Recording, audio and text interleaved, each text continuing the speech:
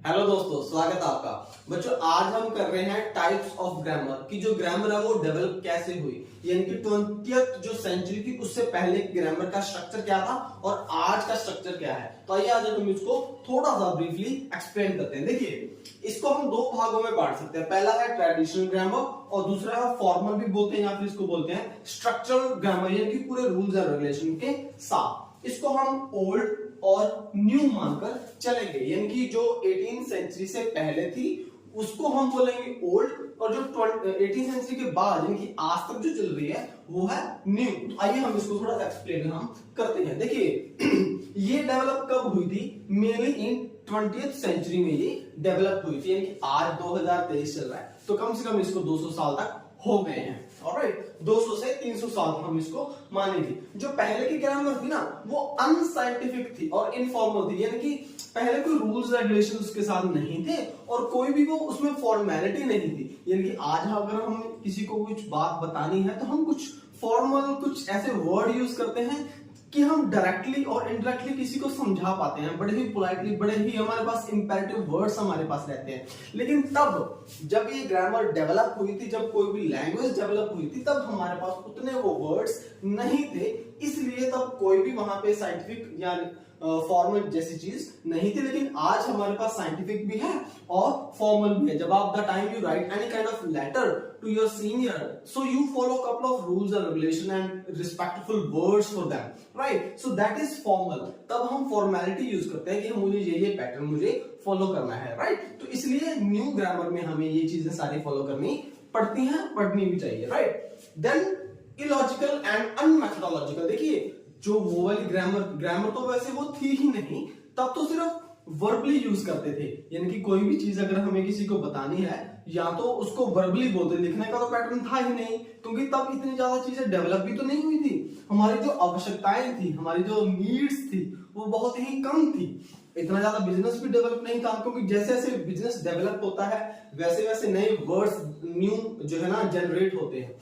तो लेकिन वहां पे ऐसी चीज नहीं थी, इसलिए तब क्या था, सारी चीज इलॉजिकल थी और अनमेथोडोलॉजिकल थी। कोई भी उसका मेन जो है ना कारण या रूप नहीं रहता था। लेकिन आज हमारे पास हर चीज क्या है, ऑथेंटिक है, मेथोडोलॉजिकल है, साइंटिफिक है, फॉर्मल है। आज अगर आपको कुछ भी चीज लिखना है तो आपको वो सारी चीजें, पैटर्न, ग्रामर के जो रूल्स हैं वो फॉलो करने पड़ेंगे। जैसे हमने ग्रामर की है ना सारी, उसके सारे रूल्स आपको फॉलो करने पढ़ेंगे। तो यही इनमें डिफरेंस है, जो पुराने वाली है ये नई वाली है, यही इसके टाइप्स ऑफ ग्रामर है। ग्रामर तो जैसे जैसे डेवलप होती गई ये सारी चीज उसमें ऐड होती गई। देन जो पुरानी थी based on Greek and Latin. देखिए, पहले की जो मेन लैंग्वेजेस थी ग्रीक थी, बहुत ही पुरानी मानी जाती है। लैटिन भी, लैटिन ऐसी भाषा है जिसमें बहुत सी लैंग्वेजेस के शब्द जो हैं उन्होंने उत्पत्ति, उनका ओरिजिन हुआ है, राइट? तो मेन में दो ही भाषाएं, ग्रीक और लैटिन के मोड्स पर भी वो चलती थी। लेकिन अब क्या है, बेस्ड ऑन फैक्चुअल स्टडी। देखिए, अब इसका एक्चुअल जो चीज है ना उसके ऊपर बेस्ड हो जो हमारी लैंग्वेज चलेगी। जैसे मान के चलिए आप कोई सेंटेंस लिख रहे हैं कि जो है ना राम स्कूल जाता है, तो यू से राम गोज टू स्कूल। आपको जो रूल्स है उसका वो फॉलो करना पड़ेगा, वर्ब के साथ जो सी फॉर्म लगती है वो आपको लगानी पड़ेगी। लेकिन पहले ऐसी चीजें नहीं थी, क्योंकि तब हमारी ग्रामर की यूज भी इसलिए कम होता था क्योंकि ज्यादा चीजें थी ही नहीं, कम चीजें थी, इसलिए कम में सर जाता था। लेकिन अब हमारे पास बहुत सी चीजें हैं तो हमें ये सारी चीजें फॉलो करनी पड़ती हैं। तो ये टाइम टू टाइम चेंज होता है। Then have a long history. देखिए, 1800 सदी से पहले की ये चीज है।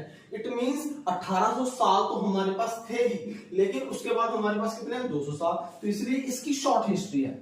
जो अब लैंग्वेज जनरेट हो रही है इसकी बहुत ही शॉर्ट यानी कि कम हिस्ट्री है, जबकि जो पुरानी चीज थी उसकी बहुत ही ज्यादा जो है ना लॉन्ग हिस्ट्री हमारे पास। अगर आप पढ़ेंगे लिटरेचर, इंग्लिश का लिटरेचर पढ़ेंगे, you will really enjoy the literature of English, क्योंकि उसमें जैकोबिन एरा है, रोमांटिक एरा है, रेनेसांस है और बहुत से विलियम शेक्सपियर ने जो चीजें लिखी हैं, आई मीन जो से, तो उसकी बहुत ही लॉन्ग हिस्ट्री है हमारे पास। लेकिन उसके बाद की हिस्ट्री हमारे पास है, अवेलेबल है, लेकिन उतनी लंबी चौड़ी नहीं है जितनी की ये थी हमारे पास। Then humanistic and philosophical. देखिए, पहले फिलोसफी ज्यादा थी, जो हमारी भावनाएं हैं, फीलिंग है, रोमांटिसिज्म है, जैसे मैंने आपको बताया, तो उन चीजों को ये ज्यादा एक्सप्लेनेशन थी इन चीजों की। तब ग्रामर के ऊपर ध्यान ना दे करके फीलिंग्स के ऊपर ध्यान दिया जाता था। लेकिन अब जो है मल्टी यूज है, जैसे कोई अगर आपको वर्ड कह रहा है तो डायरेक्ट को इनडायरेक्ट तरीके से बोला जाता था ताकि ऑडियंस को समझ भी आ जाए और डायरेक्ट बोला भी ना जाए। तो ये न्यू ग्रामर में जो है चीजें जनरेट हुई थी, अब वाली ग्रामर में जनरेट हुई थी। जैसे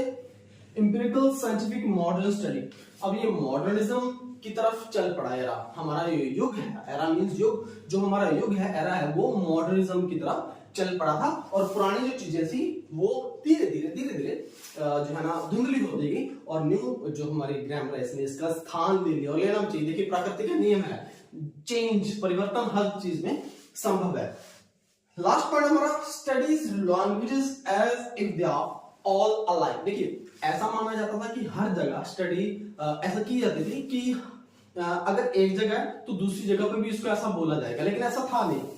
इस पॉइंट को ध्यान से समझिए, अगर हम एक जगह पर किसी चीज को मान के चलिए इसको पेन बोलते हैं तो हो सकता है कि अगर आप किसी दूसरी स्टेट में जाएगा तो पेन को पेन ना बोल के किसी और शब्द से इसको बोला जाए, ऐसा होता ना। जैसे यहाँ पे लिखा studies as culture as no two cultures are alike. देखिए जो चीज एक जगह पर बोली जाती है अगर आप दूसरी जगह पर जाएंगे तो उसी चीज को किसी और नाम से बोला जाएगा, अर्थ वही रहेगा लेकिन बोलने का जो उसका शब्द है वो और हो जाएगा, चीज वही होगी। तो यही इस चीज में बताया गया है कि पहले ऐसा माना जाता था कि सब चीजें सेम है और एक ही लैंग्वेज की चीजें सब जगह बोला जाता है, लेकिन बाद में हम ये डिस्कवर किया कि नहीं यार, जो चीज इसको यहाँ बोला जाता है उसी चीज को यहाँ पे तो कुछ और बोला जाता है। तो धीरे धीरे ऐसी चीजें डेवलप होती गई, ऐसा माना गया कि नहीं हर जगह दूसरी जगह पर जाके उन चीजों का जो बोलने का तरीका वो चेंज हो जाता है। तो यही